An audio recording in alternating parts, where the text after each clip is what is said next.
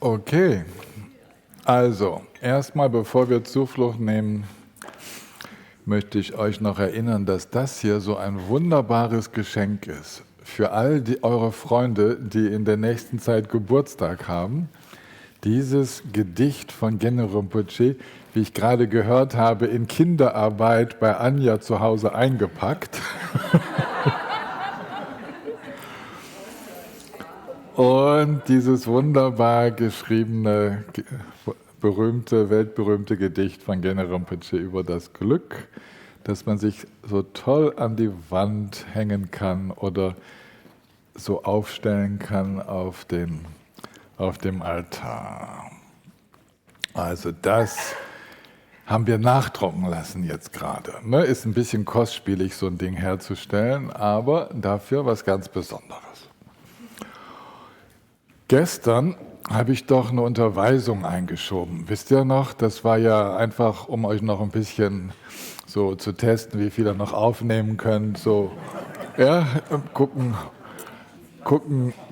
ob die Wiedergeburt auch noch reinpasst. Ja, so. Und ein sehr schönes Buch, was ihr dazu lesen könnt, ist der Wegweiser durch die 4 Bardos von Tsele Natsok Rinpoche. Ja, liegt da hinten auch auf dem Büchertisch.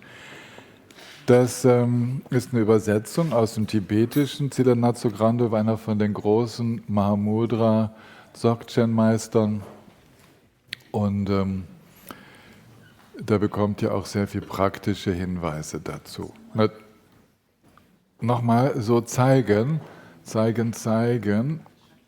Ja, Wegweiser durch die 4 Bardos. Und wenn einer von euch weiß, wie man das schreibt, dann schreibt den Namen des Autors doch mal in den Chat. Tsele Natsok Rinpoche.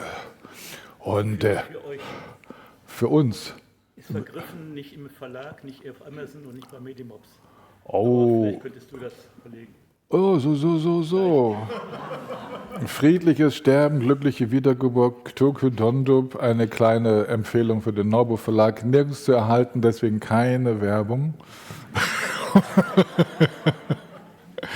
Also, dieses Buch habe ich schon damals, von Tsele Natsok Rinpoche, habe ich schon damals sehr nutzbringend gelesen, als es noch auf Englisch nur erhältlich war.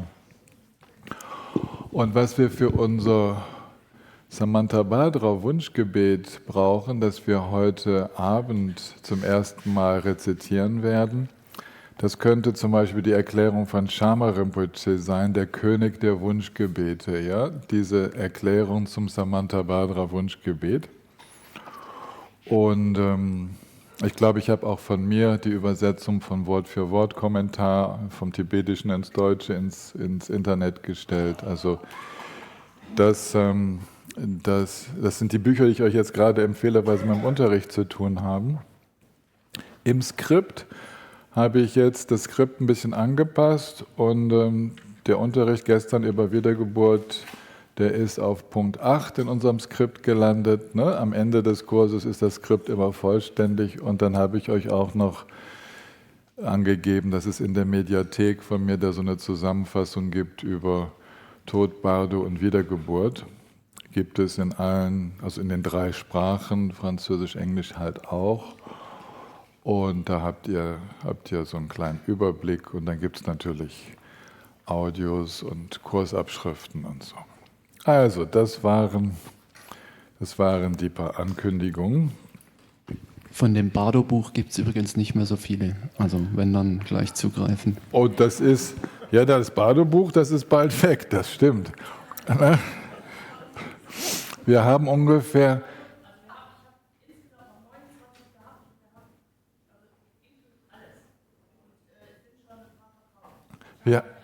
Wir haben also maximal 15 letzte Exemplare. Okay?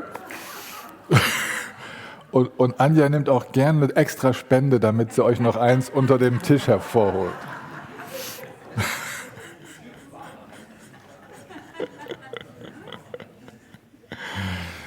Also wir haben inzwischen die Rechte für dieses Buch und wir werden es auch wieder auflegen. Wenn ihr jetzt keins kriegt, irgendwann kommt es wieder.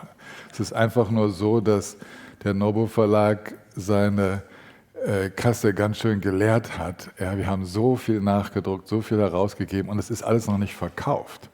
Ja, wir haben also unsere Lagerbestände massiv erhöht, weil Rike so fleißig ist. Ja, aber das muss ja alles erstmal noch unter die Menschen kommen. So.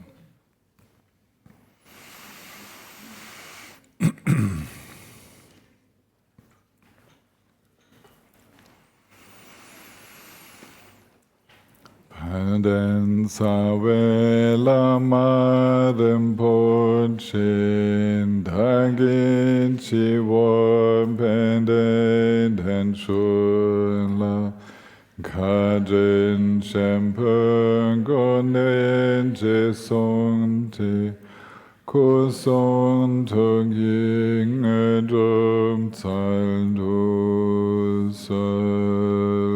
sang yin shen dan song yin jonam la chan jum bandu dani kyab sun chi da gin chen son chen besenam ji Jolam penche sangye jompai sho sangye chedan sogye jonam la chanjom bandu dani kyapsunchi dagin chenson jembesanam ji Jola penche sangye jompai sho sangye shendan sangye jonam la chanjom bandu tani kyam sunji dagin chenson jempe sanamji Jolam penche sangye jompai sho sem chen tam jen devan dam deven judan dem ban junji donai dan donai jin judan javan junji donai memban deva dam badam min javan junji Nirin chandan hidan javen tanum chembola nebajud Sem chantam jen deva dan deven judan dem bajunji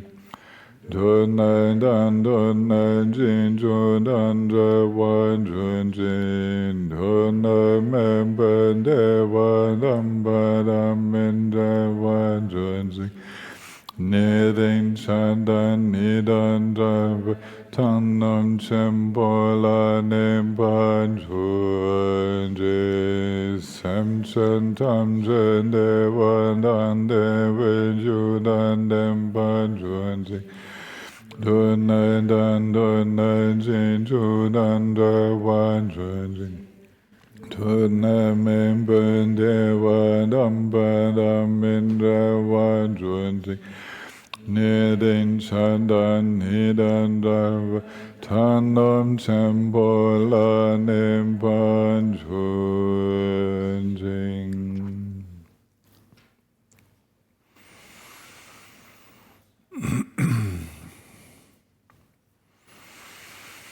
Ja, während wir so gesungen haben, kam mir die Idee, dass ich die Einführung in die 12 Glieder abhängigen Entstehens im Rahmen einer geführten Meditation mache. Und gar nicht so in einem Unterricht, sondern kann ein bisschen länger dauern, wissen wir jetzt nicht. Ne? Also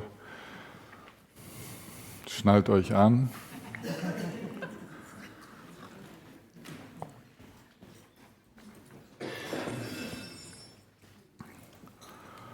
Noch einen Schluck Tee trinken, damit wir auch genug für die Reise haben.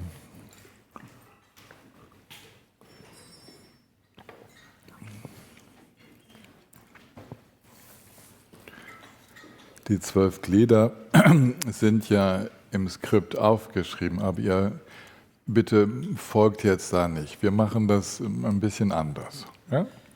So.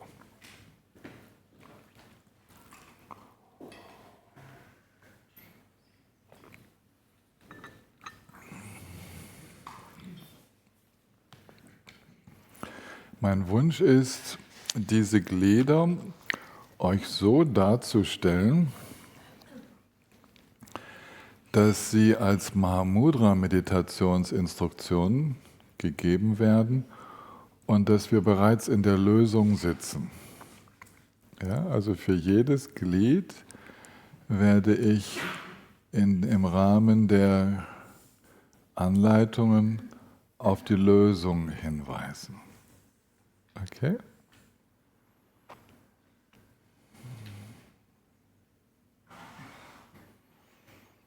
Beginnen wir, indem wir uns voll und ganz in das natürlicherweise vorhandene Gewahrsein öffnen.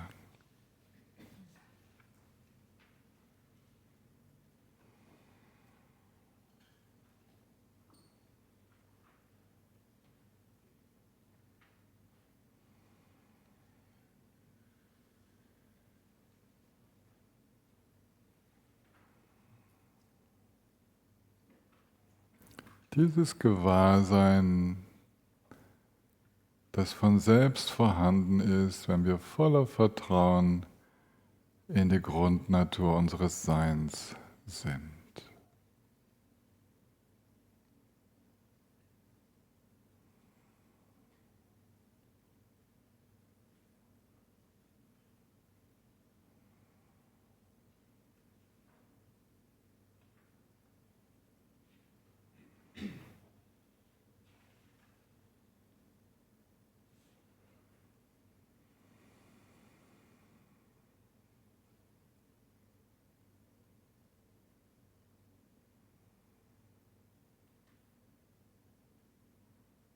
Ohne Mittelpunkt, ohne Grenzen.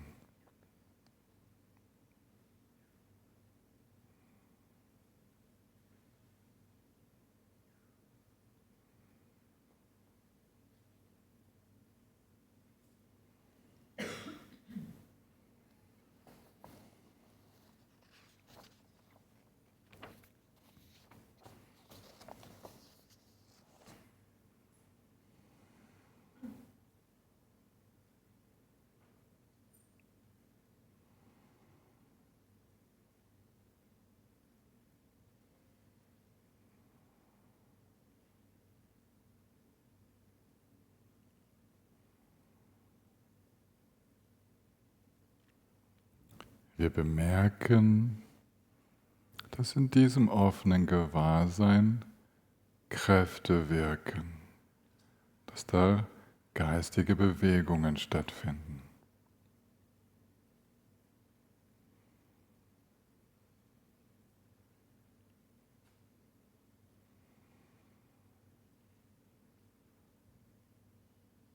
Und wir nutzen diese gestaltenden Kräfte, um uns immer wieder daran zu erinnern, ach, eigentlich brauche ich gar nichts zu tun.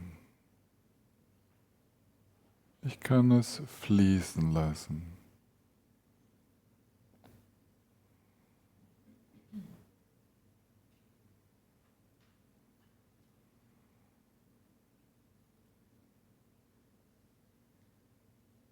Andere Impulse tauchen auch auf. Doch diese Gestaltungskraft, uns ans Wesentliche, ans Eigentliche zu erinnern, die ist stärker als alles andere. Sie führt uns immer zurück in dieses Bewusstsein, in das Bewusstsein der Natur aller Dinge.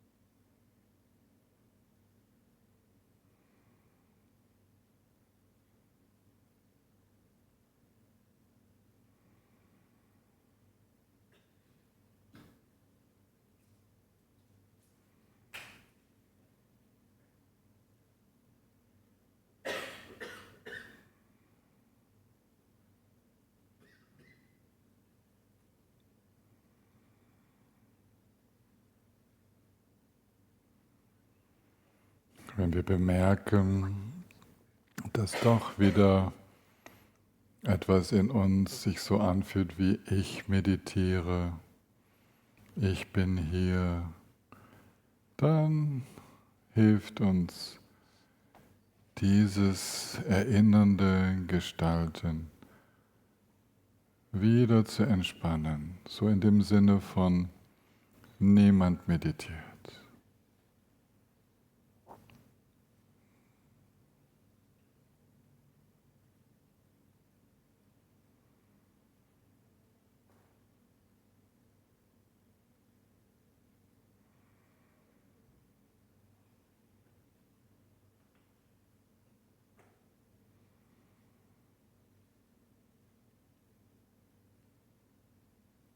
Oder lass den Buddha meditieren, lass dieses Grundgewahrsein die Führung übernehmen.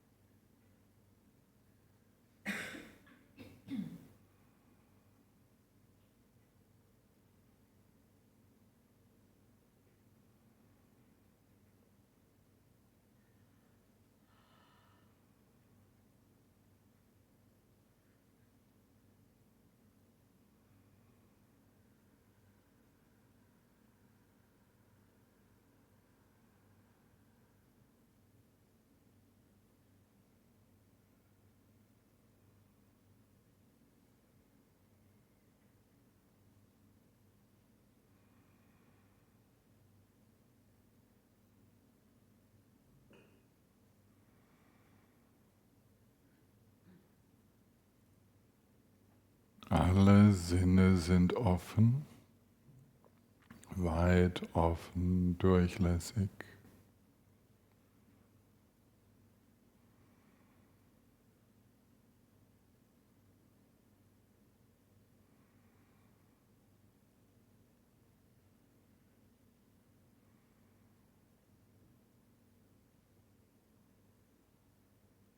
Sehen findet statt, hören findet statt, spüren, riechen, schmecken.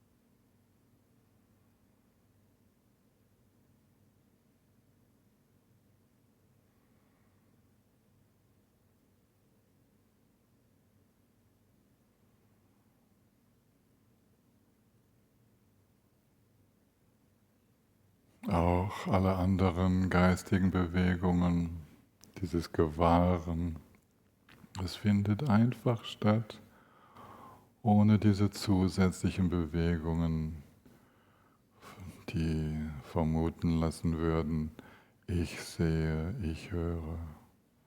Es ist ein offenes Wahrnehmen, Gewahren in allen Bereichen.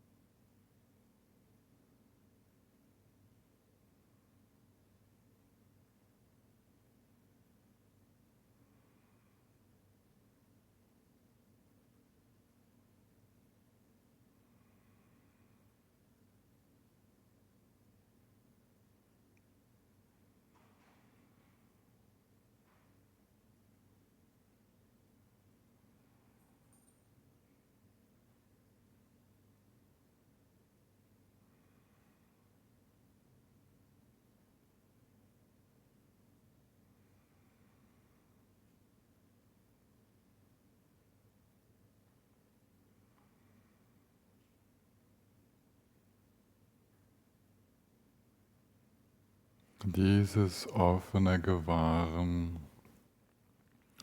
findet in allen Sinnesfeldern statt.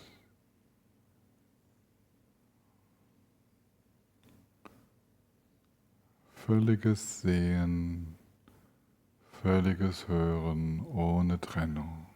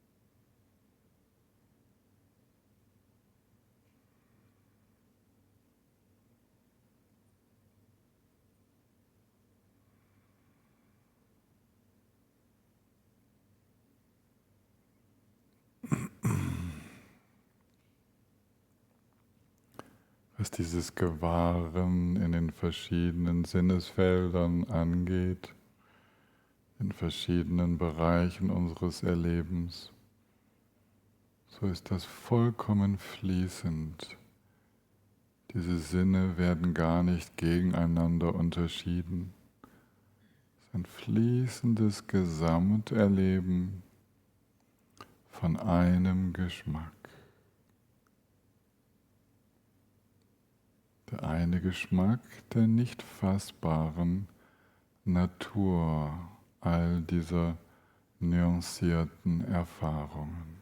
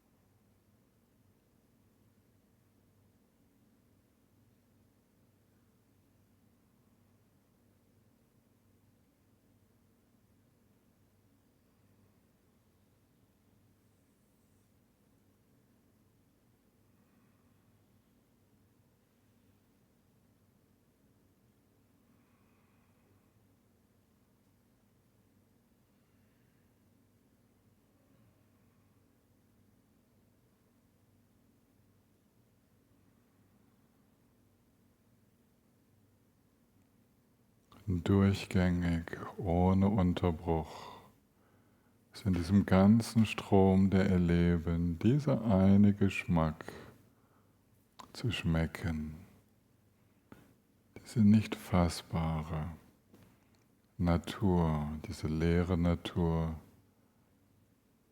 des Jetzt gerade Erlebten.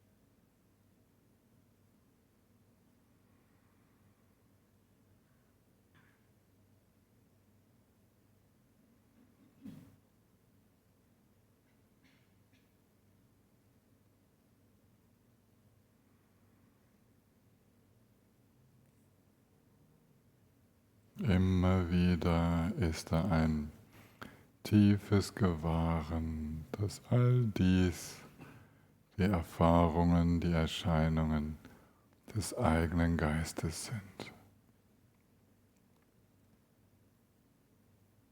Unendlich weites Gewahrsein,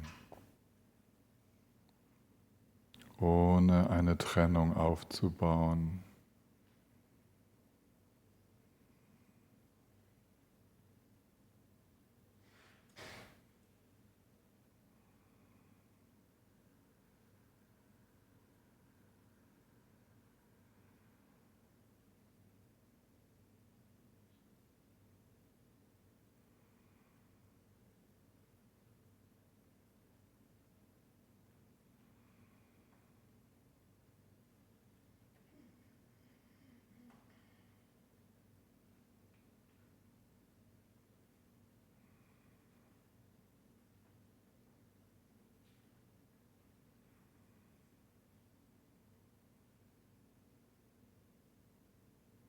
Und in dieser Einheit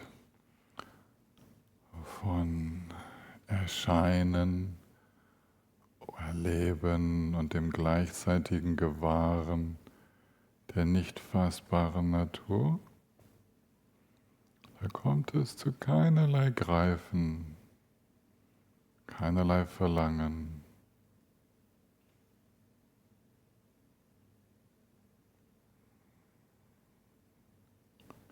Wir könnten vielleicht sagen, dass so eine subtile Freude spürbar ist, dank dieses Geschmackes der leeren Natur unserer eigenen Lebendigkeit.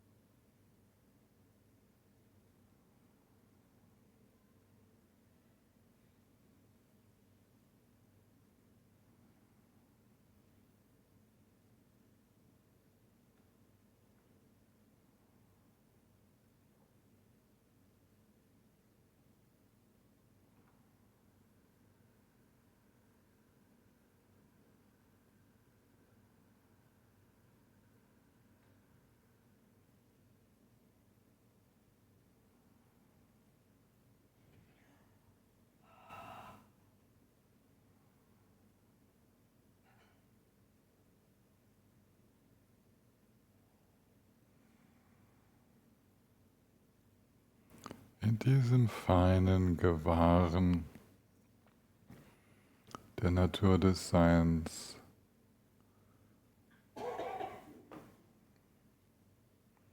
nehmen die Kräfte des Anhaftens immer mehr ab, lösen sich auf.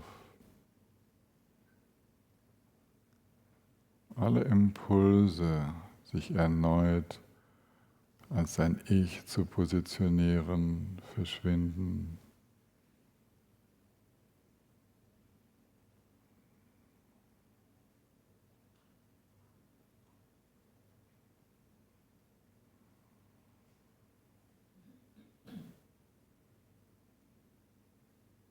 Der Buddha nannte das Gelöstheit. Wir treten ein in völlig gelöstes Sein,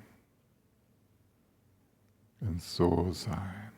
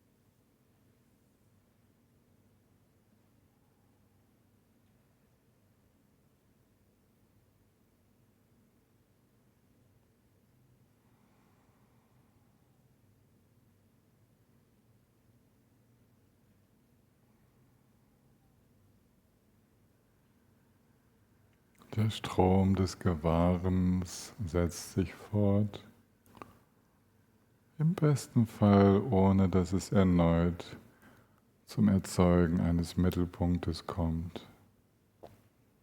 Offen, fließend, gewahr, lebendig und völlig ohne jeden Stress.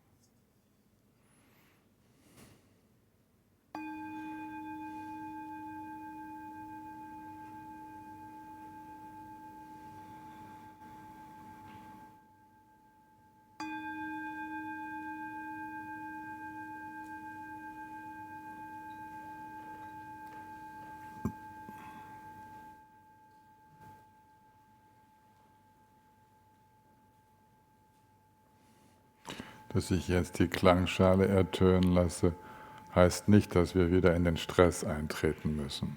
Ne? Schaut mal, wie jetzt das Hören, das Fühlen, wie das alles so weitergehen könnte, so sehr offen, ja, diesen gestaltenden Kräften, die uns daran erinnern, ach, ist ja so ein bisschen so, als ob niemand hören würde, als ob niemand hier sitzen würde, so ein bisschen so.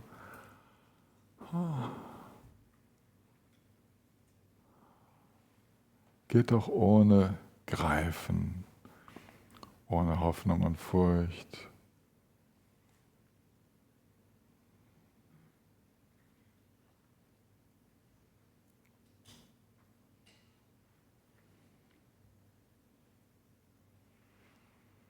Okay, das war's schon, ne? Es waren die 12 Glieder in Form ihrer Lösung.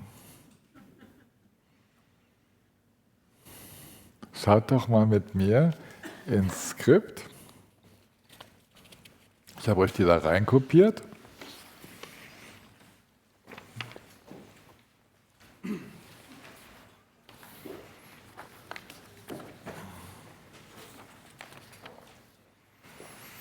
Das ist unten auf Seite 5 im Skript. Da stehen die 12 Glieder.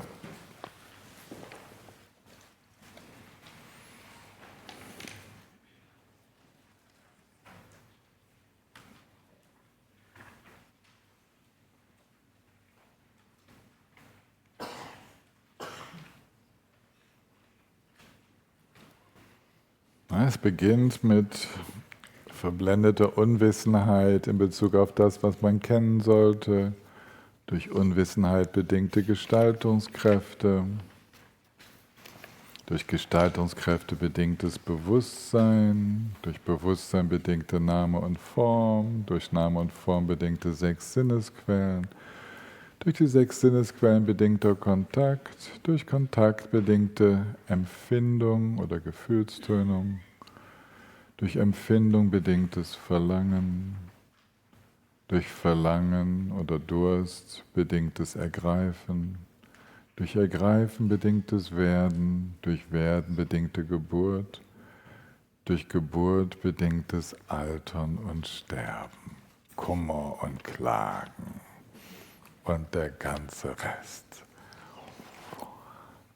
Um das jetzt mit euch aufzuarbeiten, würde ich möchte gerne die Unterstützung einer Person, die für mich auf der Flipchart schreiben könnte. Also eine Person, die deutlich lesbar schreiben kann. Und wir würden diese 12 Lösungen aufschreiben. Okay? Die Probleme haben wir jetzt gerade vorgelesen. Und jetzt gehen wir in die Lösung, was wir meditiert haben. Da bin ich dann gespannt, was ihr mir zuruft. Ja, was denn wohl die Lösung ist. Gäbe es da jemand, der mir helfen würde? Bitte? Ich könnte es versuchen. Gerne, Iris. Bin ich groß genug? Ja, sonst würdest du einfach ein bisschen tiefer anfangen. Du, Tobias, wenn wir die Flipchart darüber stellen und die Kamera dort darauf richten, kannst du dann manchmal so umschalten. Iris, wir holen dir die Flipchart auf die andere Seite. Nein, das geht nicht um dich. Es geht um die Zoom-Teilnehmer.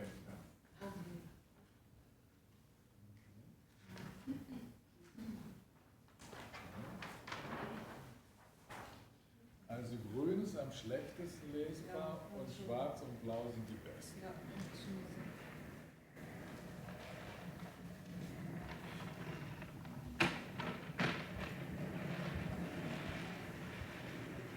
das eine gute Entfernung? Ja. Die Entfernung spielt keine Rolle. Du trittst ab und zu dann mal auf die Seite, wenn du geschrieben hast, damit die Kamera hinter dir. Die wird dann eingeschaltet, dann kannst du das lesen. Ihr könnt nachher lesen. Ihr könnt jetzt auch mitschreiben.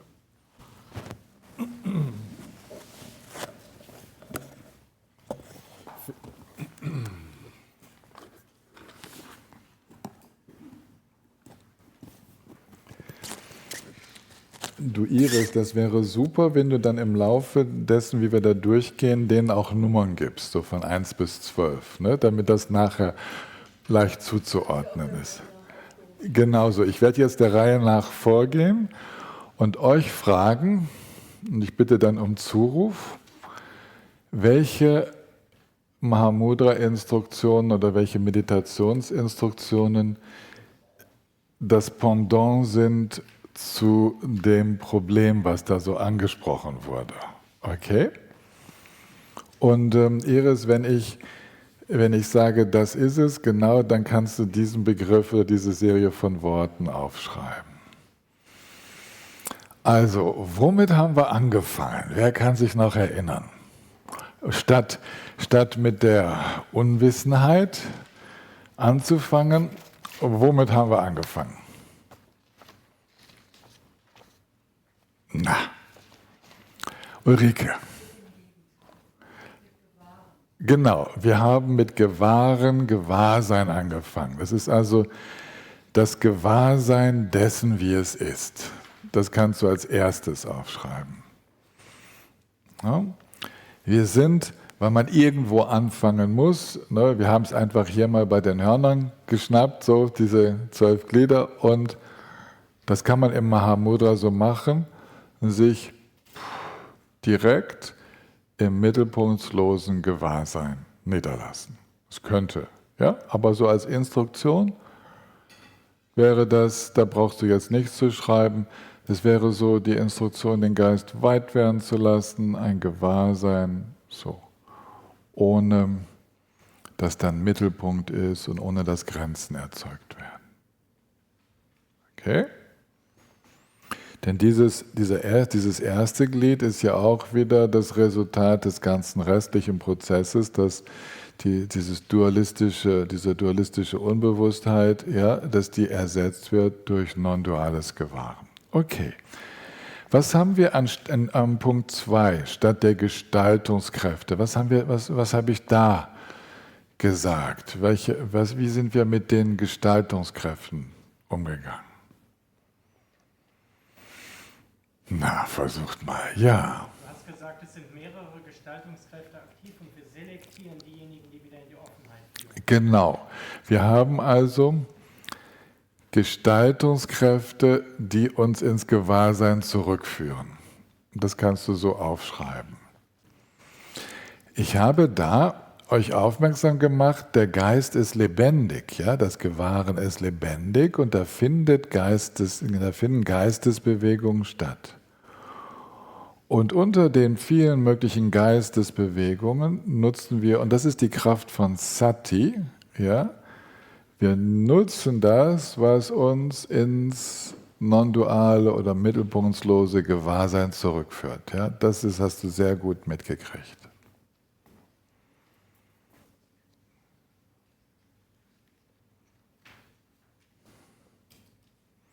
Okay, wir würden jetzt zu Punkt 3 kommen.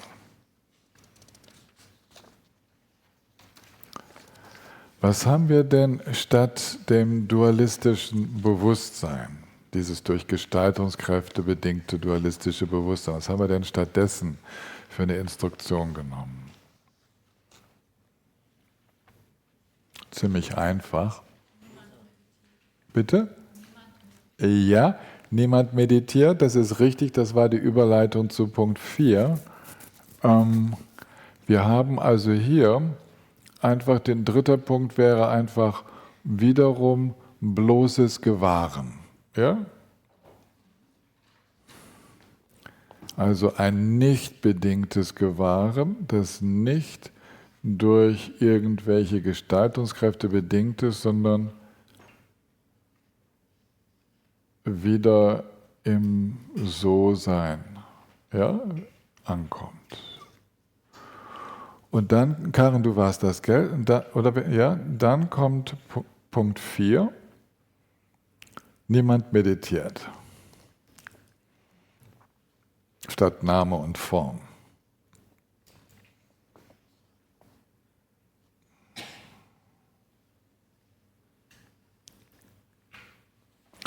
Name und Form stehen für den Ich-Gedanken. Ja, das ist damit gemeint. Das ist, wie wir unsere Identität aufbauen. Das ist die Identifikation mit den 5 Skandhas. Wenn wir da feiner reingehen würden, das haben wir jetzt in der Meditation nicht gemacht, dann würden wir die Prozesse des Wahrnehmens, Empfindens, Unterscheidens und Gestaltens und Bewusstsein, würden wir alle in dieser Qualität wahrnehmen, niemand im Zentrum. Ja? Das wäre so, bei allen 5 wäre das der gemeinsame Nenner. Was hast du jetzt als letztes stehen? Niemand meditiert, kannst du noch dazu schreiben, niemand im Zentrum, ja, der 5 Skandhas. Das darfst du dazu schreiben, obwohl ich das bewusst nicht erwähnt habe, weil das die Dinge nur kompliziert hätte.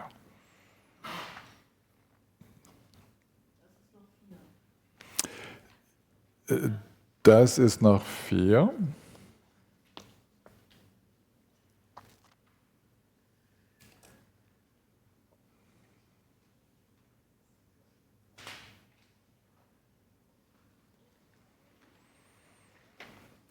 Und was haben wir gemacht bei den Sinnesquellen? Punkt 5. Wie ging es da weiter? Ich meine, wenn ihr im non-dualen Gewahrsein wart, dann habt ihr keine Erinnerung mehr an das, was passiert ist. Aber die von euch, die im dualen Gewahrsein waren, die bitte ich, vielleicht ihre Erinnerungsspuren noch aufzugreifen. Erik. Genau. Die Sinne ganz offen. Punkt 5, ganz offene Sinne. Und mit ganz offen ist gemeint auch wieder, ohne da sich mit einem Ich-Gefühl zu positionieren, ich höre, ich sehe, sondern sehen, hören und so weiter findet einfach statt. Ja, ganz offen. Mhm.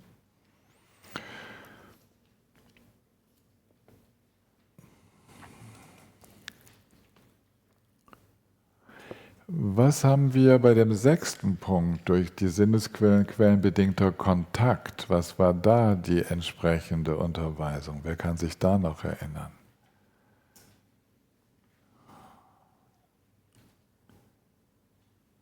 Das ist ein bisschen subtiler. Ja. Wer mag sich da erinnern, an wie wir diese Herausforderung genommen haben? Kontakt im normalen Sinne, im normalen dualistischen Bewusstsein ist immer, wenn Kontakt zwischen mir und etwas stattfindet, etwas anderem. Ja? Und da habe ich kurz darauf hingewiesen, das kommt ein bisschen später. Ja, ja. Das findet gleichzeitig statt. Ja, auch richtig. Genau, wir kommen jetzt in keine Trennung. Ja, keine Trennung. Und dieser eine Geschmack, dieser gleiche Geschmack, ja, der gleiche Geschmack aller Sinneserfahrung.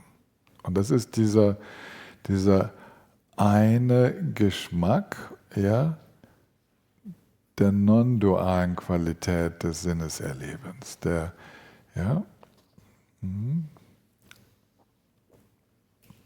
Also, ich warte gerade mal auf Iris. Du liest mir mal vor, was jetzt da steht. Im Moment sind wir ja bei 6.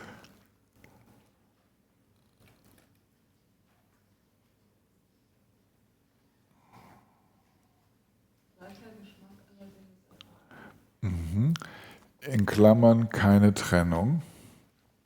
Es ist also nicht im normalen Sinne Kontakt, der stattfindet, sondern das ist so ein dynamisches Erleben, ohne dass eine Abspaltung von einem Subjekt getrennt von Sinnesobjekten stattfindet.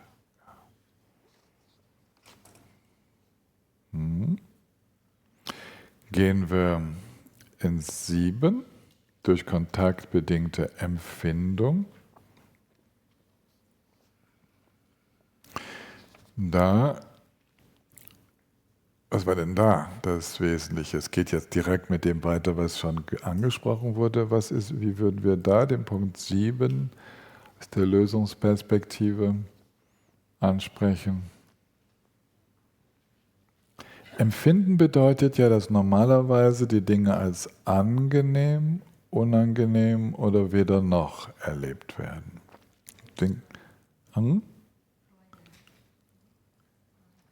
Ja, genau. Wir kommen jetzt bald zur Freude. Das wäre dann der nächste Punkt.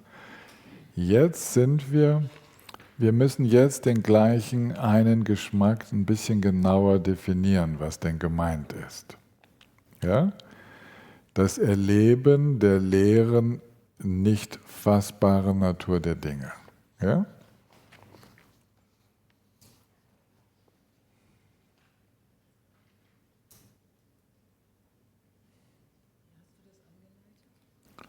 So habe ich das angeleitet. Ich habe euch auf dieses nicht fassbare Erleben hingewiesen. Ja?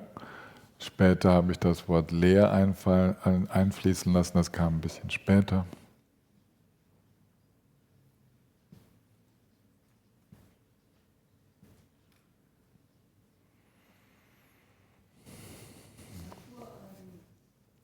Ja.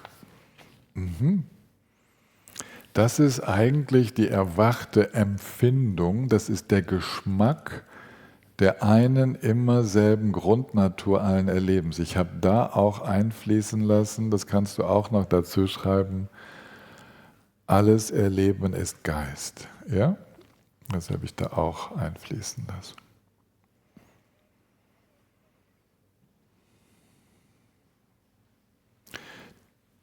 Es ist ja gut, dass ich mich wenigstens erinnern kann, weil ich habe natürlich auch improvisiert, oder? Also war jetzt nicht, dass ich mir das alles vorher schon überlegt habe.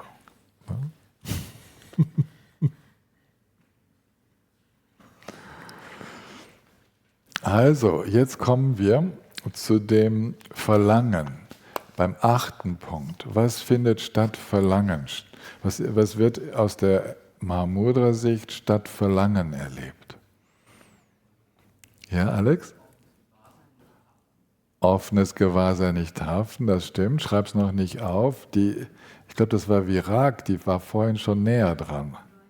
Mit der Freude, die leere Natur der Freude. Also, gehen wir mal langsam.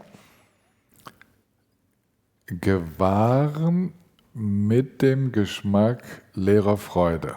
Ja, das ist, was da stattfindet. Statt Verlangen. Es ist ein freudiges Erleben, was im Non-Dualen bleibt. Völliges Gegenteil von Verlangen. Also, ja, das darfst du schreiben, non-duales Erleben leerer Freude. Ja, ist alles ein bisschen sehr gedrängt, aber wir müssen das ja irgendwie auf der Flipchart unterbringen. Helga, du schüttelst den Kopf. Du kannst nicht folgen. Dann klamüsere ich dir das nochmal auseinander. Ne? Ich gehe bei diesem Schritt nochmal langsamer, ich gehe nochmal ein bisschen zurück. Iris, du brauchst in dem Fall auch gar nichts zu schreiben. Du kannst dich sogar vielleicht einen Moment setzen.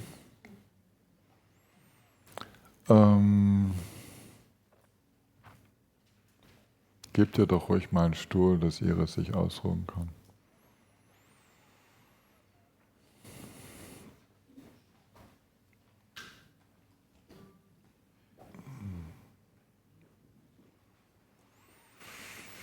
Gehen wir nochmal zurück in den Mechanismus des Verlangens. Wann entsteht Verlangen? Wir sprechen jetzt mal über die angenehme Sinneserfahrung. Eine angenehme Sinneserfahrung ist, wenn in der dualistischen Erfahrung Kontakt stattfindet, in diesem Kontakt kommt es zu einer inneren Einschätzung, boah, das tut gut. Ja? Und dann greifen wir nach dem, ja, wir haben ein Verlangen nach dem, was uns da so gut tut. Was wir tatsächlich aber haben wollen, ist dieses tolle Erleben, boah, ja? Diese Freude. Eigentlich ist hinter jedem Verlangen ist ein potenziell geistöffne, bewusstseinsöffne Erfahrung von etwas tut gut. Leider aufgrund des Vergegenständlichens dann mit einer Reaktion des Habenwollens und dass es bleibt. Ja? Und da im erwachten Bewusstsein findet Erleben statt und es ist gar nicht mal mehr nötig, dass es ein speziell angenehmes Erleben ist, sondern die Dynamik des Geistes selbst, ja, die Grundnatur unserer Lebendigkeit ist Quelle einer inneren Öffnung, einer inneren Freude, die im Erleben schon als leer, als nicht fassbar, als nicht dinglich erfahren wird. Und deswegen kommt es nicht zu einem Greifen, weil es als nicht fassbar, als nicht greifbar erlebt wird. Im Erleben selbst und ohne, dass es bedingt ist durch bestimmte Sinneserfahrungen. Okay? Macht ein bisschen mehr Sinn jetzt, ne? Musste ein bisschen in kleineren Schritten erklärt werden. Ja, Kerstin? Also jetzt kriegst du ein Mikro, wenn du jetzt schon das Wort ergreifst, du kriegst ein Mikro, denn das hört sich ja nach was Längerem an, wenn du schon mit der Banane anfängst. Also wenn ich mir diesen Punkt jetzt so mit einer Banane zum Beispiel, angenommen, die wäre jetzt schon geschält, die läge jetzt vor mir und wäre so am Duften, ist jetzt dieser Punkt, dass ich jetzt die auch schon esse oder essen möchte? Oder ist die jetzt nur so, dass die da riecht und ich sage, die möchte ich haben? Da sind wir, genau, wir sind vorher. Du hast sie noch nicht in die Hand genommen, es ist nur der Duft. Boah. Genau, ja. So, und innerlich macht sich alles bereit zum Greifen. Die schnappe ich mir. Ja. Das wäre der nächste Schritt, okay? Und die Lösung wäre jetzt nicht dieses diesen Reflex des Greifen haben zu wollens, sondern einfach nur diese Freude des Duftens wahrzunehmen. Genau, du gehst, wenn du schon in dieser bedingten Freude des Bananenduftes bist, alle anderen können sich auch was anderes vorstellen. Stellt euch was vor, was euch wirklich für euch gut riecht. Dann gehst du reitest auf dieser dualistischen Sinneserfahrung, das ist ja meistens der Startpunkt, und merkst die Öffnung, die das bewirkt, und gehst direkt in die Öffnung und bist auch dann aus dem Greifen draußen. Okay. Ja, das wäre so, wie wir es mit jeder Sinneserfahrung machen. Wir sehen jemanden Attraktives, ja, und statt ins Verlangen zu gehen, gehen wir in die Öffnung, diese Schönheit erleben zu dürfen. Diesen wunderbaren Duft, diese Weite, diese Landschaft, dieses Körpergefühl, all das. Wir gehen mit den Sinneserfahrungen, wir nehmen das natürlich bei den angenehmen Sinneserfahrungen besonders leicht, dass wir mit denen in die Öffnung gehen können. Das ist aber jetzt nicht das erwachte Gewahrsein, sondern es ist der Weg vom dualistischen Gewahrsein, was kurz vorm Greifen ist, wie wir das als Sprungbrett nehmen können, um in der Öffnung zu landen. Ja? Okay, wir gehen jetzt weiter. Helga, Mikro an Helga. Die Fragen müssen mindestens ins Mikro, die Antworten kann ich ja jeweils wiederholen. Geht es dann um Verzicht in dem Moment? Verzicht. Ja, Verzicht aufs Greifen, nicht Verzicht auf die Freude. Kannst du das?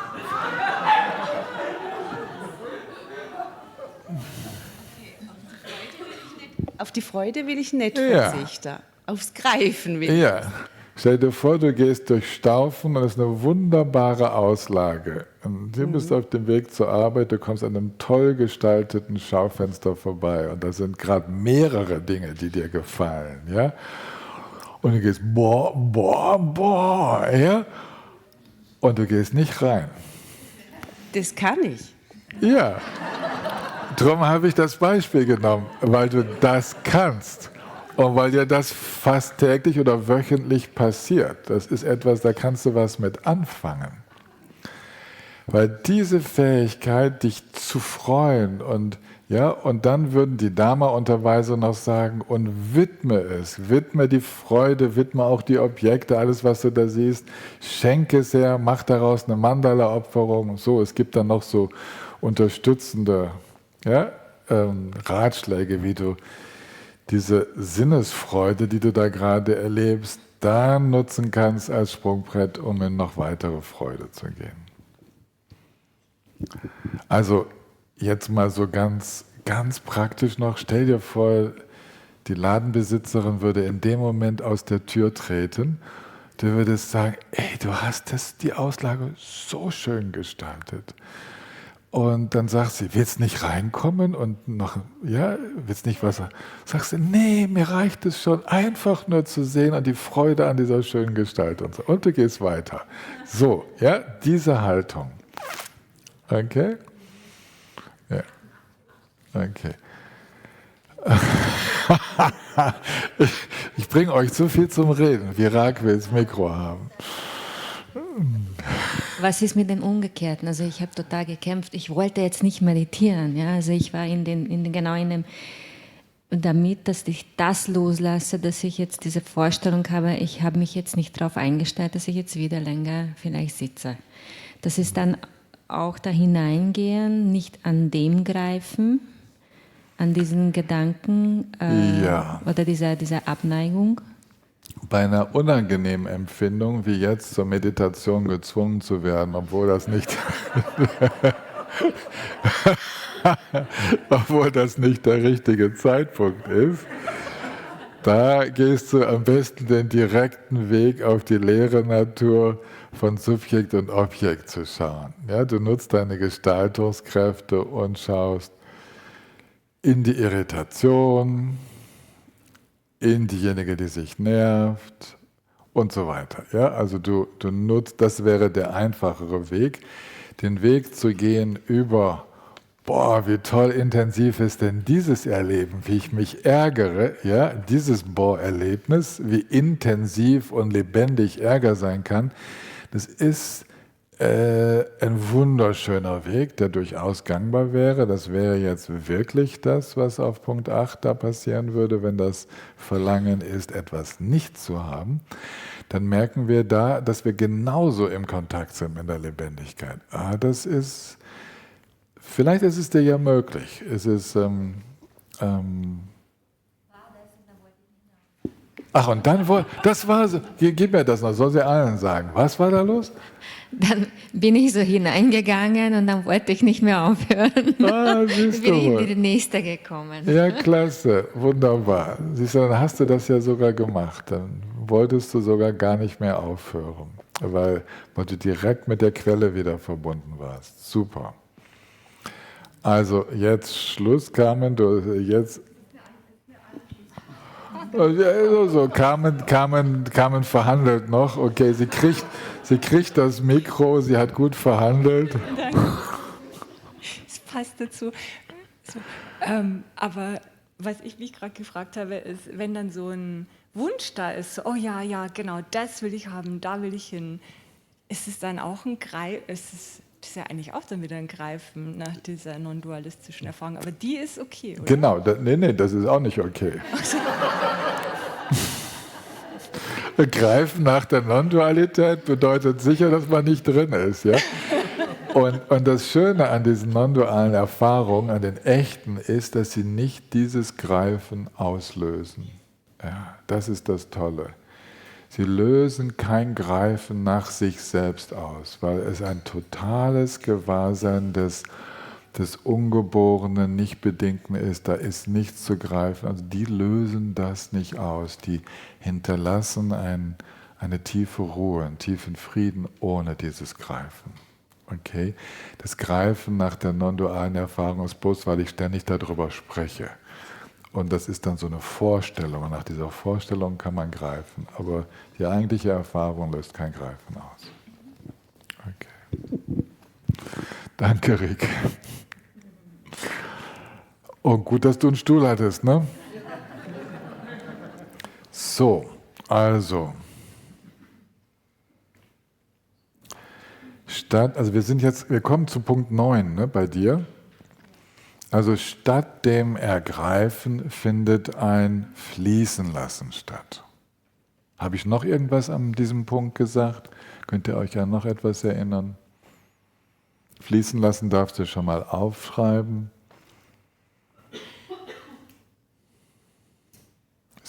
Darfst auch gerne noch dazu schreiben, Durchlässigkeit, das ist so die Qualität, die da ist.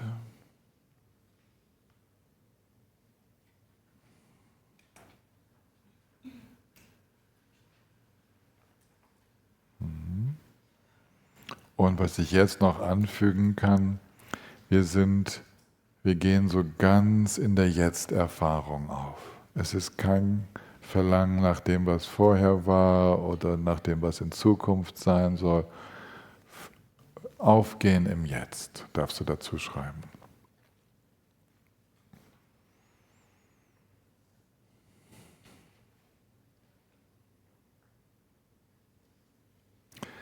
Wie ist es uns denn ergangen mit dem 10. Punkt? Normalerweise wäre ja das durch Ergreifen bedingtes Werden. Jetzt weiß ich natürlich nicht, Iris, vielleicht setze dich nochmal, ob ihr das mit dem Werden überhaupt so versteht. Was wird denn da? Ihr merkt ja, der nächste Prozess ist Geburt, ja, also es ist ein Ulrike. Mikro, vielleicht tatsächlich Verzeihung, ich glaube, für diese Antwort nehmen wir lieber das Mikro.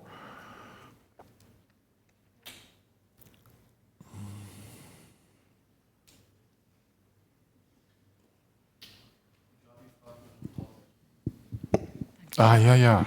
Also das Werden, ne, das hat ja das kann man auf vielen verschiedenen Ebenen verstehen. Aber hier an der Stelle fängt eigentlich Karma an. Das heißt, in dem Augenblick, wo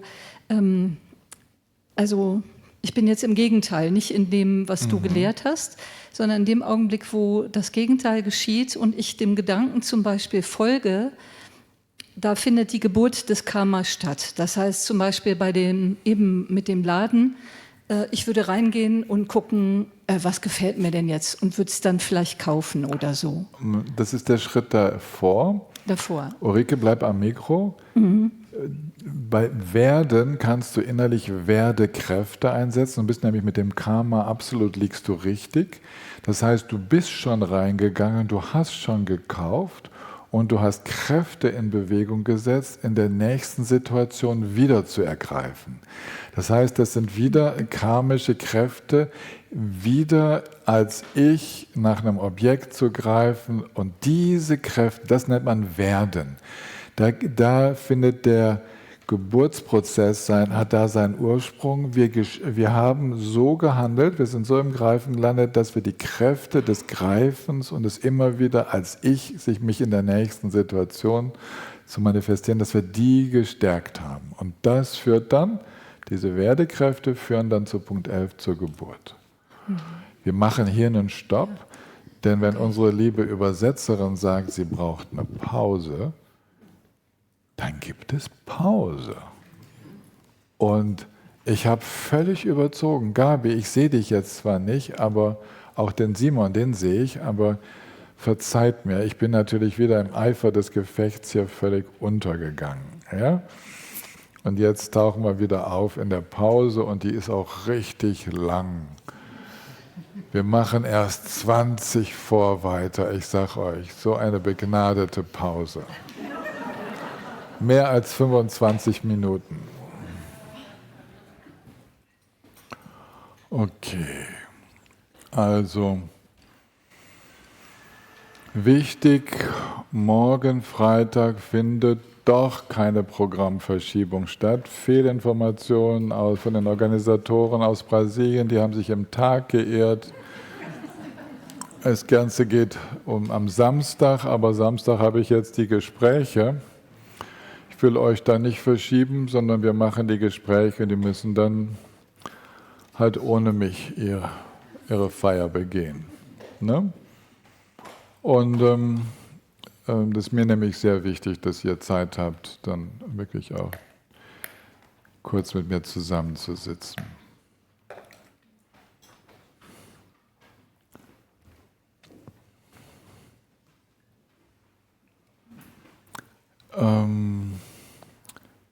Da war doch der Bernd, der Zuflucht nehmen wollte. Ist er noch im Raum? Da bist du ja, genau, wir sind eben aneinander vorbeigelaufen. Willst du immer noch Zuflucht nehmen?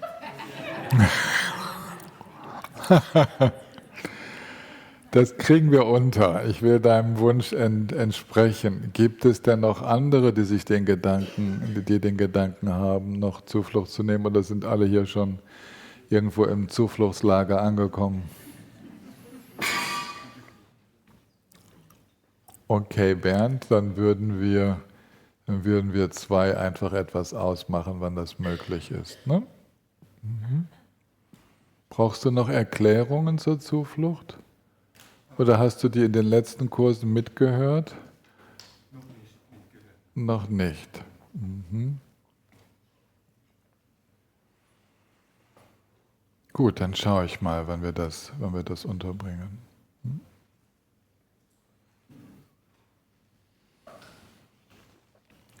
Wenn ihr die Wahl hättet zwischen einer weiblichen Stimme oder meiner Stimme, wenn ich bei diesem kleinen Heftchen, wenn wir dieses kleine Heftchen mal, diese Mahamudra-Meditationen als Audio aufnehmen würden. Ja, dieses da.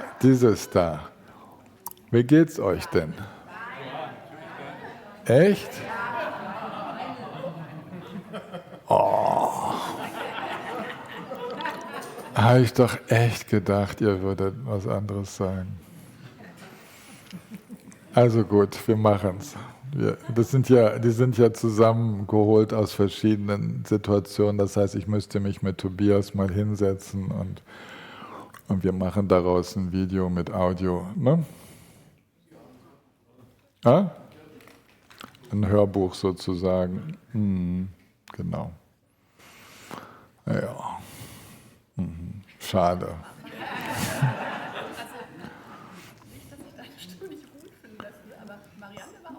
Marianne war eine super Abwechslung.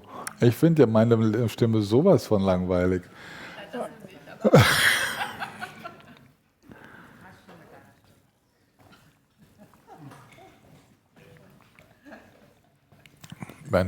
Okay.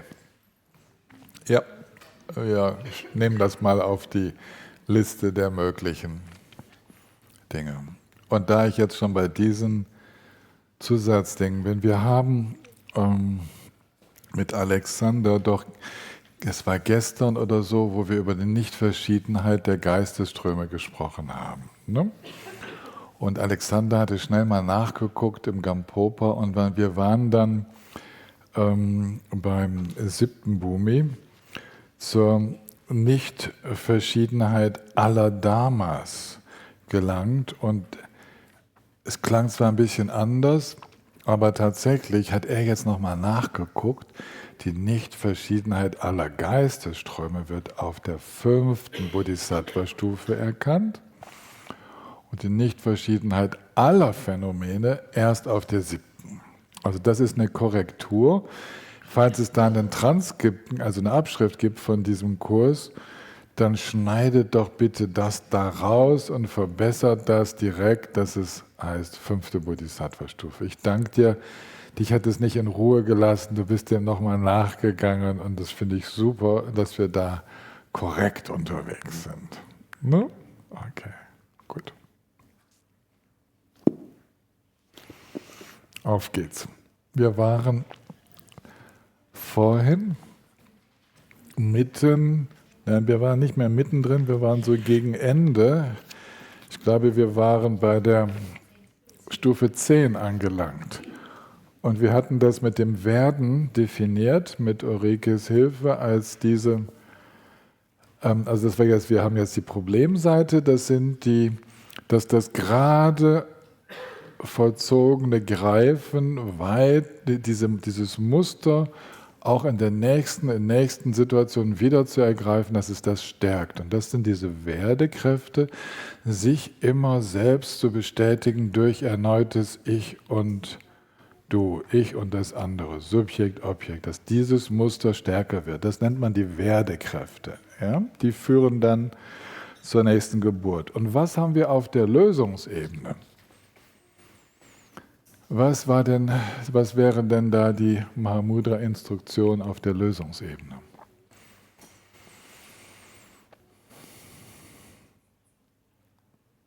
Frei bleiben. Nicht greifen. Genau. Eigentlich könnte man so sagen, dass weil wir in der Situation des Erlebens von angenehm, unangenehm und so frei geblieben sind, wird das Momentum auch in der nächsten Situation frei, unergreifend zu bleiben. Das setzt sich fort und es werden keine Werdekräfte erzeugt. Ja? Und die Mahamudra-Instruktion heißt einfach, bleib in diesem kontinuierlichen Gewahrsein, also kontinuierliches Gewahrsein des Nichtergreifens, darfst du da hinschreiben. Ja? Mhm.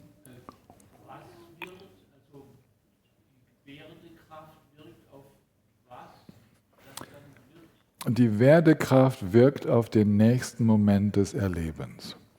Das heißt, also im Normalen jetzt, wir nehmen... Kontinuierliches Gewahrsein des Nichtergreifens. Ja.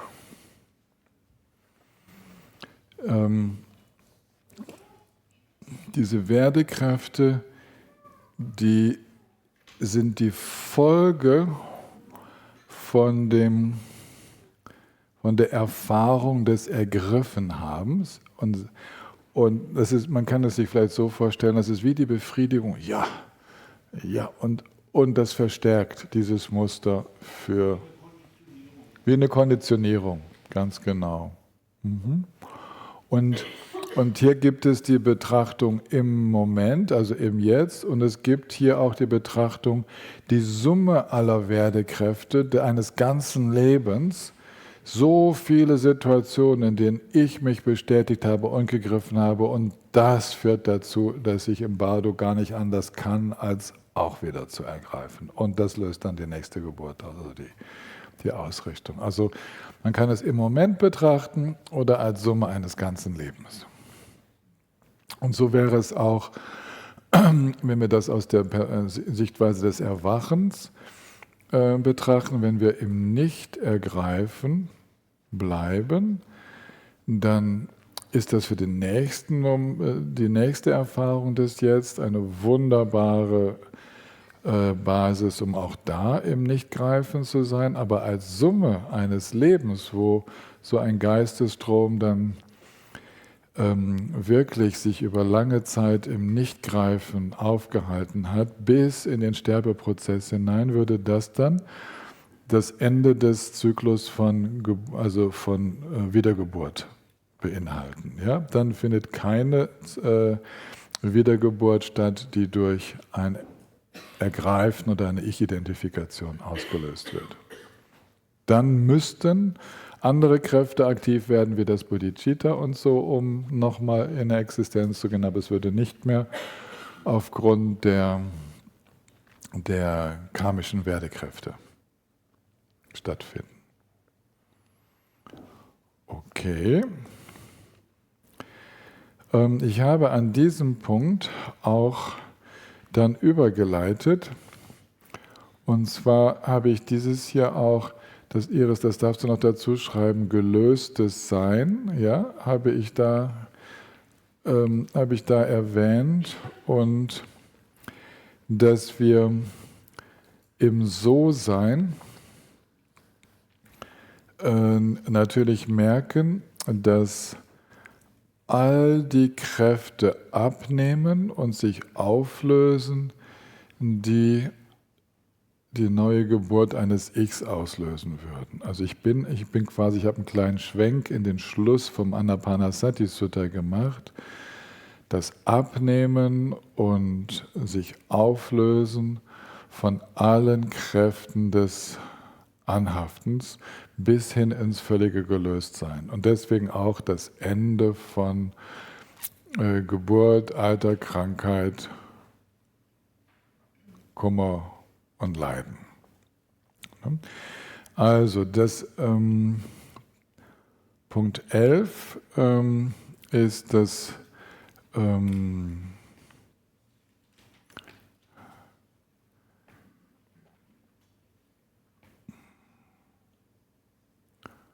ja, ich habe es ein bisschen eleganter halt so gelöst in der Meditation, aber es ist das Nicht-Erzeugen von Ich-Bezogenheit. Ja? Das statt Geburt als Ich sind wir ständig im mittelpunktslosen Gewahrsein.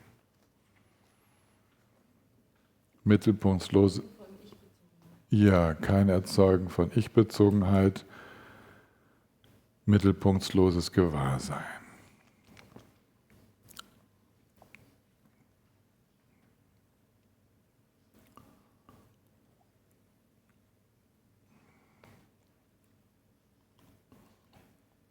Und Punkt 12, das ist ja dann, dass durch Geburt bedingt es zu Altern, Sterben, Kummern und Klagen und das, was der Buddha da alles aufzählt, kommt. Und wir haben im Punkt 12 das Ende von allem Stress. Frieden. Das ist, was man dann Nirvana nennt, ne? Frieden.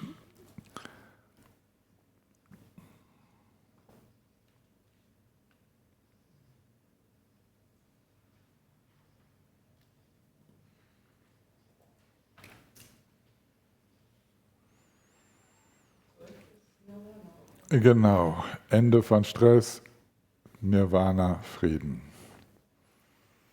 Jetzt hast du tatsächlich alles auf ein Blatt gekriegt.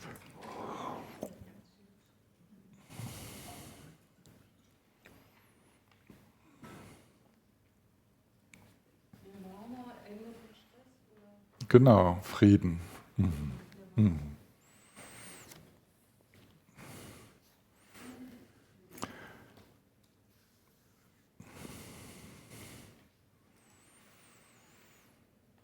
Keine Reibung mehr mit der Wirklichkeit.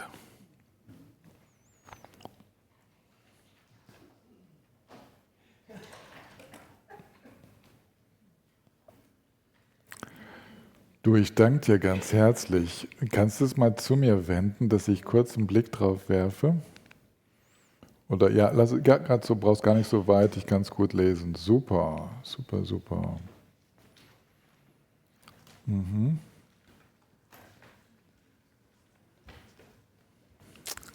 Fantastisch, ganz herzlichen Dank. Erzähl. Du kriegst ein Mikro, ne? So toll, wie sie es gemacht hat. Also wolltest sagen, so toll, wie sie es gemacht hat.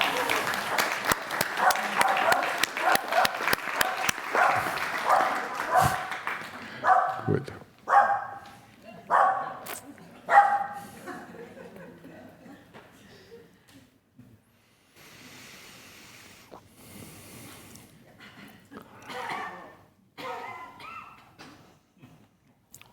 Ihr wisst ja so, in der Pädagogik diskutieren wir ja oft, wodurch wir mehr lernen. Ja, lernen wir mehr durch das Aufzählen der Probleme oder durch das Beschreiben der Lösungen. Es ist gut, beides zu kennen. Der tantrische Weg, also Tantra Mahamudra, ist, dass wir uns direkt in die Lösung setzen. Ja? Dass wir den Buddha meditieren lassen und die 12 Glieder nicht mehr bedienen. Ja? Wir steigen nicht ein. Wir können aber auch, und das müssen wir, weil uns das oft dann nicht so gelingt, so hundertprozentig, ne? Wir schaffen das nicht, so in dieser Lösung zu sitzen, und dann kommen doch unsere anhaftenden Geistesbewegungen zum Zug, und dann brauchen wir diese Aufmerksamkeit, die weiß, wo wir eingreifen können. Wo ist denn für euch der leichteste Punkt? Wenn ihr da so diese Liste anschaut, wo ist der leichteste Punkt, wo ihr ansetzen könnt? Beim Verlangen. Bei Empfindung und Verlangen kannst du ansetzen. Mikro mal an Virag, und dann wollen wir doch mal hören, Virag, wie du das machst, wenn du Verlangen verspürst oder eine Empfindung verspürst, die Verlangen auslösen könnte.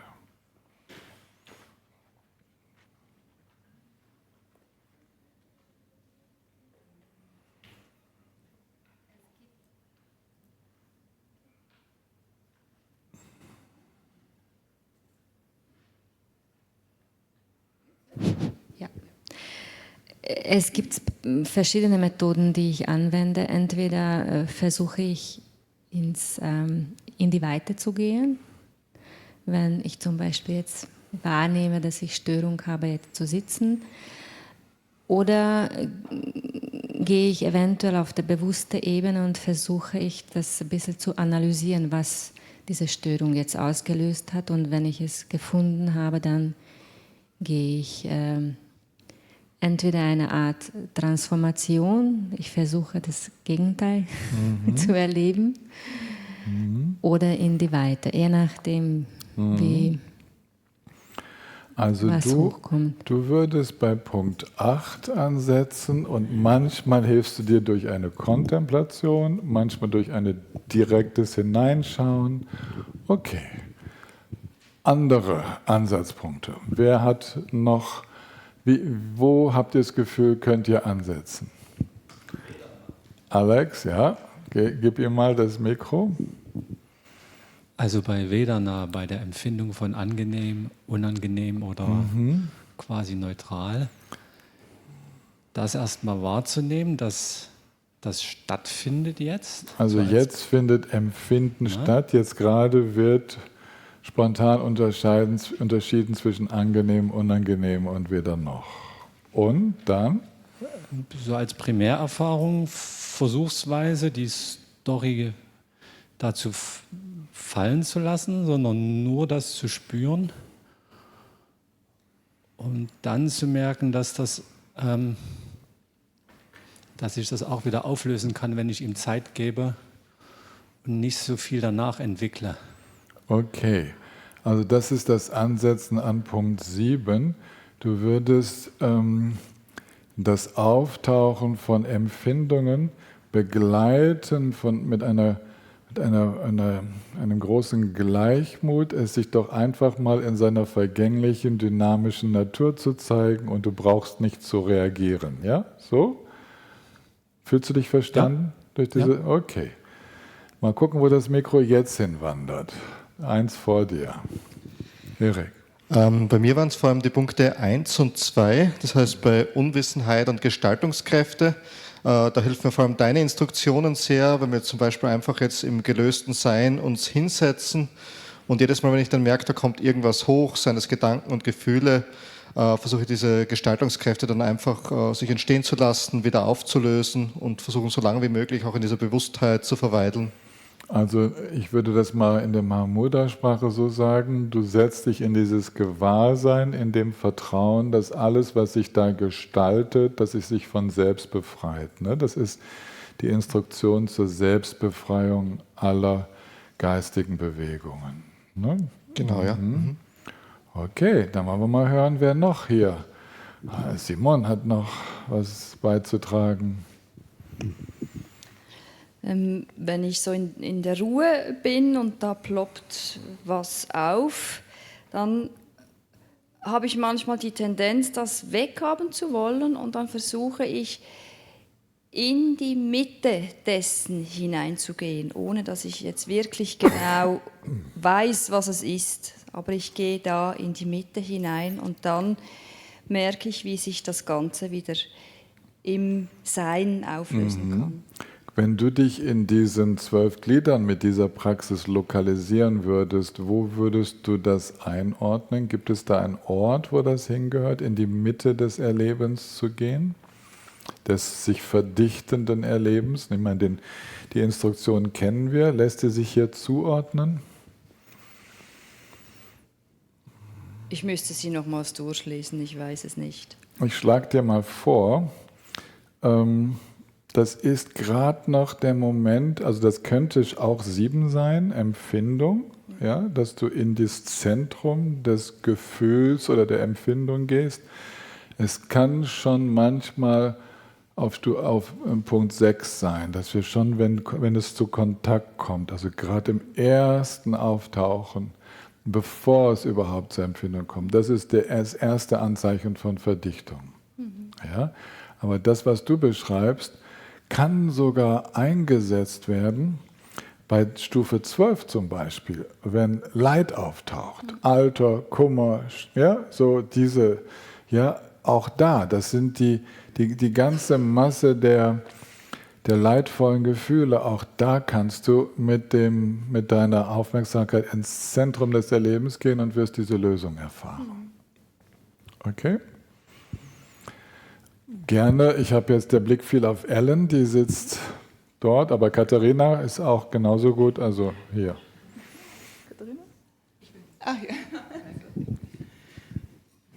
Ja, ich bin auch bei dem Punkt 6 und ich übe ja noch. Also was ich gerne tue, ist, wenn ich merke, da ist jetzt eine Sinneswahrnehmung und da entsteht Kontakt, so ein Flirt sozusagen, dass ich probiere, da einen Moment drin zu bleiben und das wahrzunehmen, dass das gerade so ist und dann meine Aufmerksamkeit in eine andere Sinneswahrnehmung zu richten, um wieder in die Mitte, in diesen Geschmack zu kommen.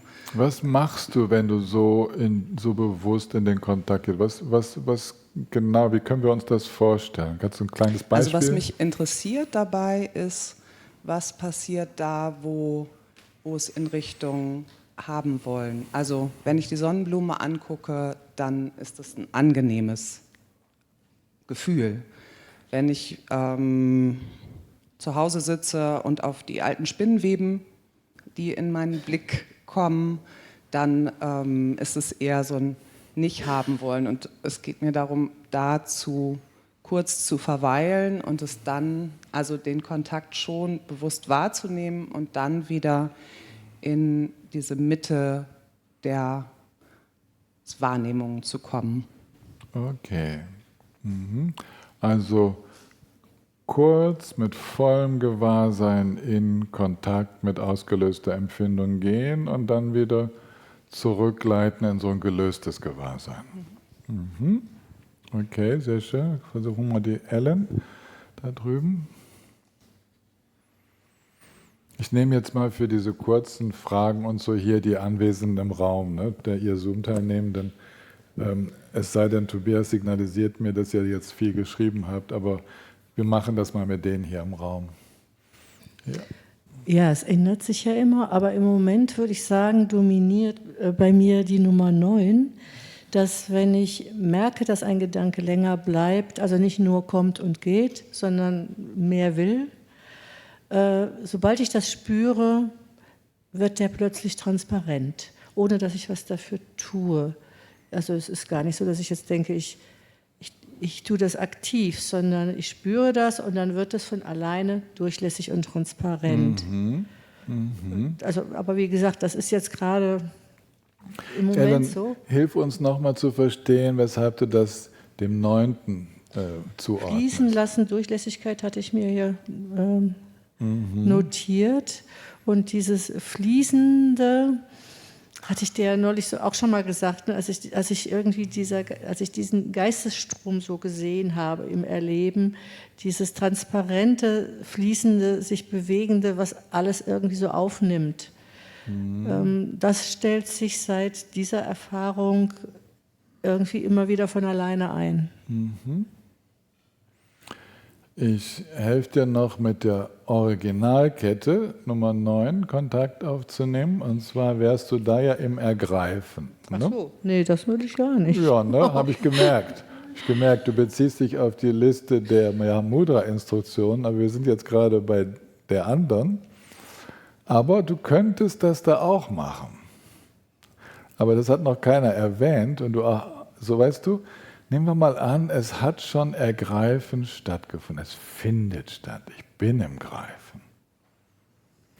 Und geh dann, so wie du es beschrieben hast, andere auch, du auch, ich gehe mit dem Blick, mit der inneren Aufmerksamkeit in die Natur dieses Greifens. Schon bin ich wieder im Fließen. Ja? Denn auch das Greifen hat keine Substanz. Okay? Das ist für all die Situationen so wichtig, wo wir quasi zu spät kommen. Das Greifen findet schon statt. Das ist überhaupt kein Problem. Wir können die Aufmerksamkeit in die Natur dieses Festhaltens oder Nicht-Haben-Wollens lenken. Wow, und wieder merken wir, auch das hat diese leere Natur und schon sind wir wieder. Ja, wobei diese Grenze ist ja wirklich sehr, sehr fein. Also wenn ein Gedanke kommt und wieder geht, dann hat das ja nichts mit Greifen zu tun. Ja, das denkst du so. Ja. Ich denke immer, was so sofort wieder geht, dem gebe ich gar nicht so viel Bedeutung. Wie ist das denn mit Gedanken? Wie können die überhaupt entstehen, wenn kein Greifen da ist? Wie ist denn das so? Ist das vielleicht die Ebene von Durst, von Verlangen, die dazu führt, dass Gedanken entstehen? Beobachtet das doch mal. Man nennt das den Durst zu denken. Wenn kein Durst zu denken vorhanden ist, wie ist das denn mit den mit den Gedanken dann? Tanja, hier nach vorne. Doris wollte auch. Ja, kannst im Vorbeigehen die Doris nehmen. Ja, verzeiht Tanja. Ich komme nochmal zurück auf den Anfang der Meditation. Ich war natürlich vielleicht wie die meisten auf ein Teaching eingestellt und hast gesagt, wir fangen an mit der Meditation. Und ich bin ein relativ körperorientierter Mensch und hat mit vielen Verspannungen zu tun. Und und merke dann sofort so ein Zusammenziehen. Und dann kriege ich gar nicht mehr mit, dass ich ablehne von den Gedanken her, aber ich merke, dass der Körper sagt, kein Bock jetzt drauf und sich zusammenzieht. Und ich habe für mich vielleicht eine Halblösung gefunden, indem ich dann sage, wie kann ich jetzt meinem Körper was Gutes tun, indem ich mich hinlege, indem ich tief ausatme. Also über diesen körperorientierten Ansatz gehe, weil ich dann erst wieder meine Gedanken richtig mitbekomme. Mhm. Okay. Und ich weiß jetzt die Punkte nicht, vielleicht ist überall ein bisschen was drin, vielleicht auch nicht. Oh, das ist Stufe 12, ne? Okay. Altern und sterben. Du Super. bist im Problem und du findest eine Lösung. Aha. Okay. Damit kann ich entspannt umgehen, dann öffnet sich der Geist wieder und dann kommt Punkt 1, ein weiteres Gewahrsein. Und, ja? Genau. Danke. Danke. Tanja.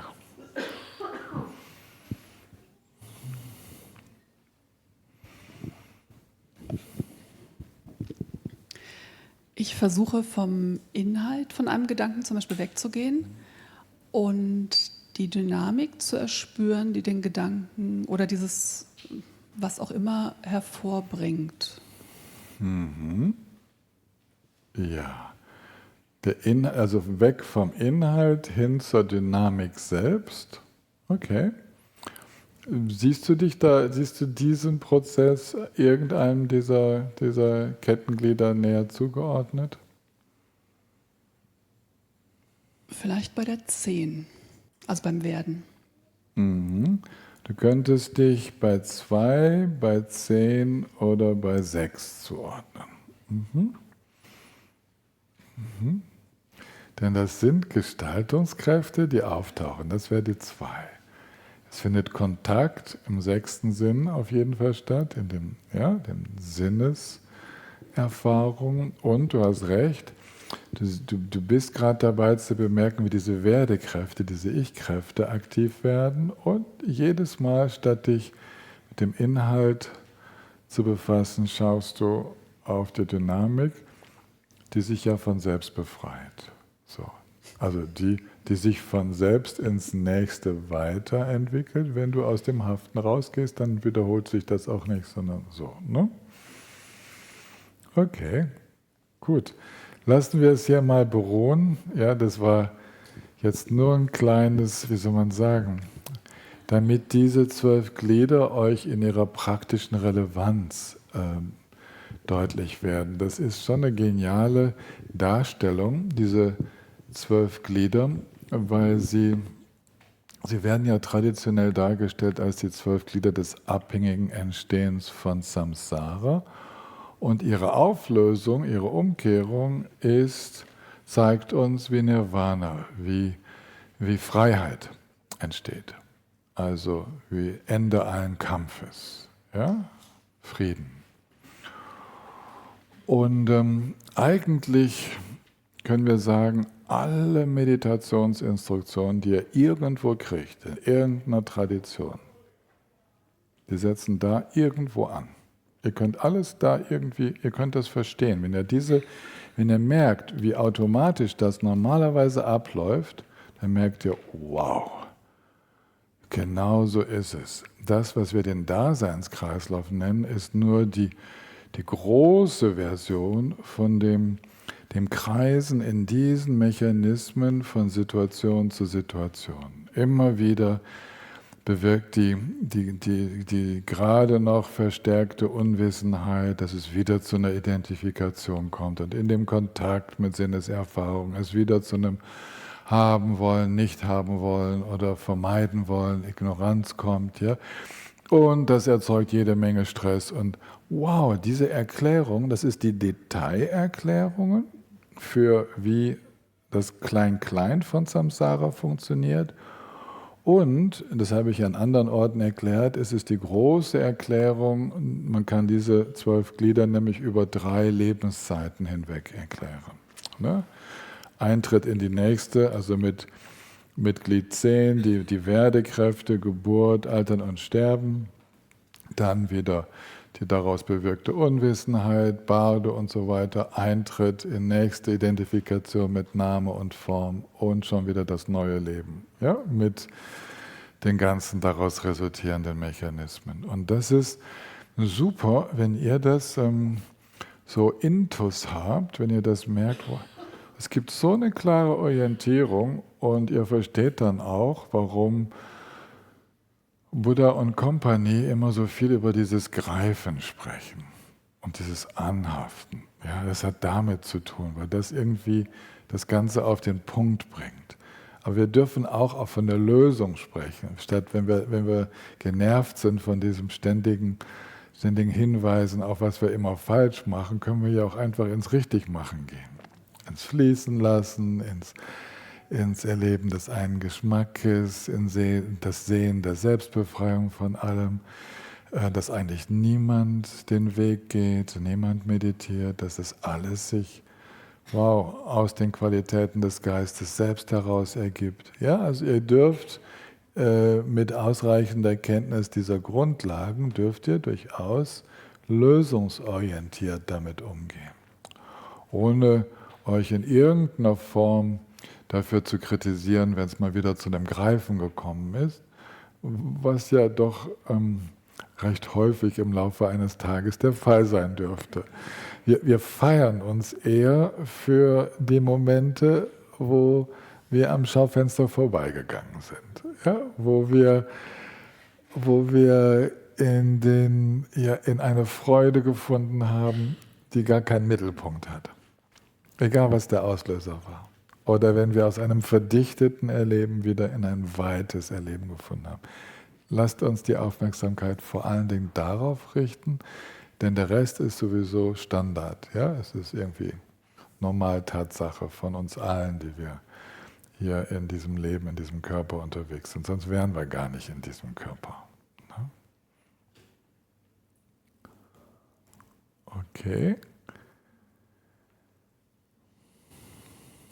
Lasst uns ein bisschen still meditieren. Ich mache das jetzt mal so, ich sitze still mit euch bis um 12:30. Das gibt den Übersetzern und so auch und allen anderen, die auf Toilette gehen müssen, die Möglichkeit 12 Minuten Stille zu haben, eventuell auf Toilette zu gehen. Dann haben wir noch eine halbe Stunde danach. Okay.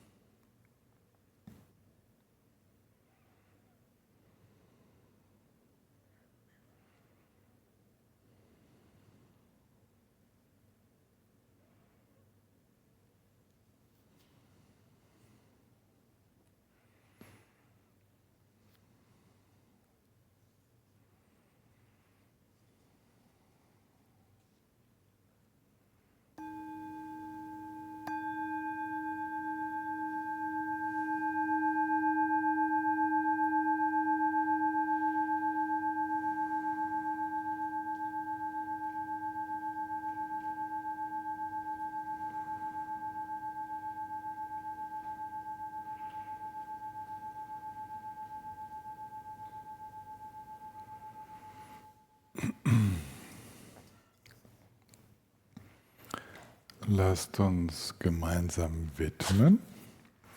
Und dann erzähle ich euch noch ein bisschen vom Grünen Baum und Ekayana-Institut, Überleitung zum Förderkreistreffen heute Nachmittag.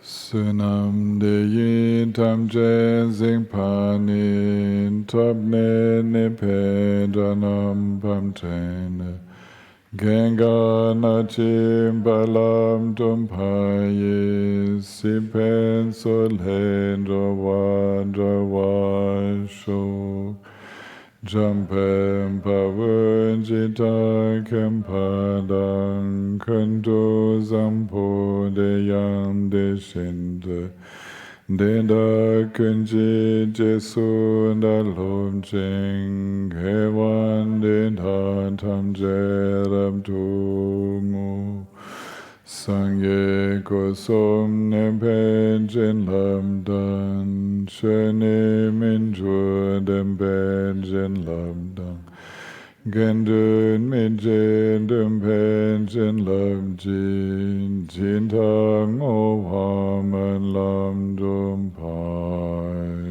paishu